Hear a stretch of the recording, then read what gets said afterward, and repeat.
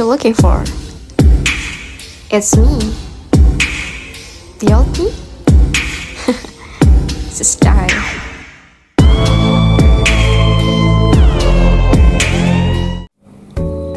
Assalamualaikum warahmatullahi wabarakatuh. Perkenalkan, nama saya Dini Fauzia Fatulaila, NIM 223020067 dari kelas HSC. Di sini saya akan mempresentasikan mengenai konsumsi dalam perspektif ekonomi Islam. Yang pertama yaitu pengertian konsumsi dalam Islam. Dalam Kamus Besar Bahasa Indonesia disebutkan bahwa konsumsi yaitu pemakaian barang hasil produksi atau bahan makanan, pakaian, dan sebagainya, barang-barang yang langsung memenuhi keperluan hidup kita. Dalam mendefinisikan konsumsi terdapat perbedaan di antara para pakar ekonomi. Namun konsumsi secara umum didefinisikan dengan penggunaan barang dan jasa untuk memenuhi kebutuhan manusia.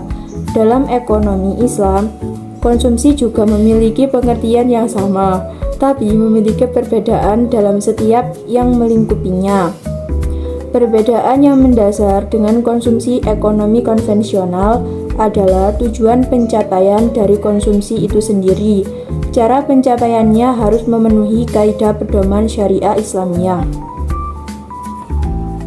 Yang kedua yaitu tujuan konsumsi dalam Islam.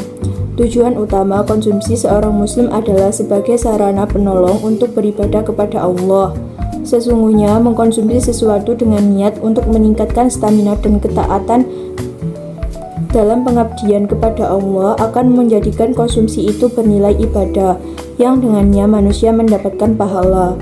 Sedangkan tujuan konsumsi secara garis besar yaitu 1. Untuk mengharapkan ridho Allah SWT. Tercapainya kebaikan dan tuntunan jiwa yang mulia harus direalisasikan untuk mendapatkan pahala dari Allah SWT. 2. Untuk mewujudkan kerjasama antara anggota dan tersedianya jaminan sosial.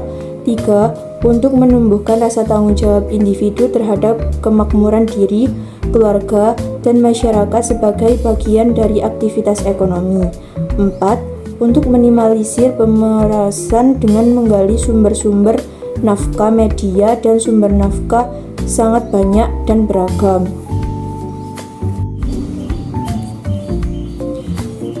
Yang ketiga yaitu prinsip-prinsip konsumsi dalam Islam.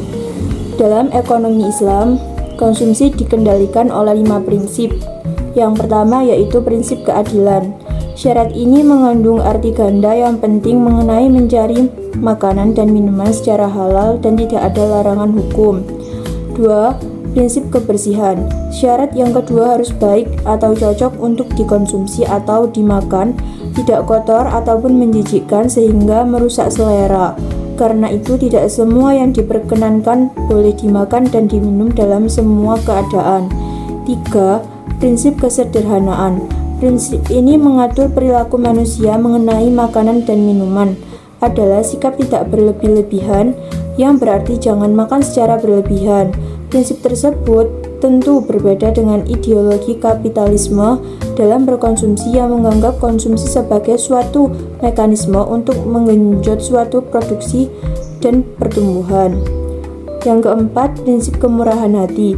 Dengan menaati perintah Islam tidak ada bahaya maupun dosa ketika memakan dan minum makanan halal yang disediakan oleh Tuhan, selama maksudnya adalah untuk kelangsungan hidup dan kesehatan yang lebih baik dengan tujuan menunaikan perintah Tuhan dengan keimanan yang kuat dalam tuntunannya. Yang kelima yaitu prinsip moralitas. Bukan hanya mengenai makanan dan minuman langsung, tetapi dengan tujuan berakhirnya, yakni untuk meningkatkan atau kemajuan nilai-nilai moral dan spiritual.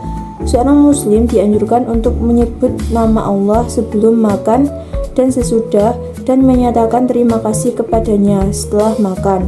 Dengan demikian, ia akan merasakan kehadiran ilahi pada waktu memenuhi keinginan-keinginan fisiknya.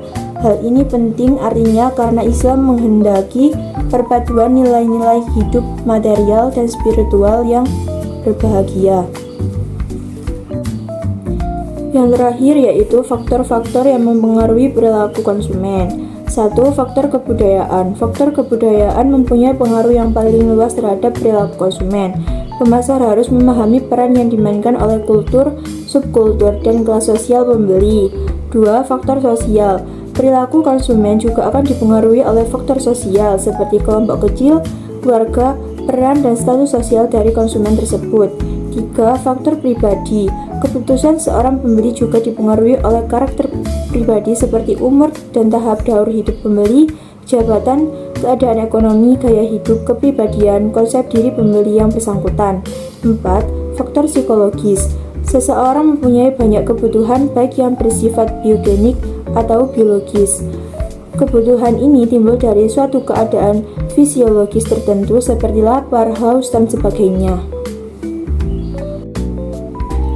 Sekian yang dapat saya jelaskan, kurang lebihnya mohon maaf. Terima kasih. Wassalamualaikum warahmatullahi wabarakatuh.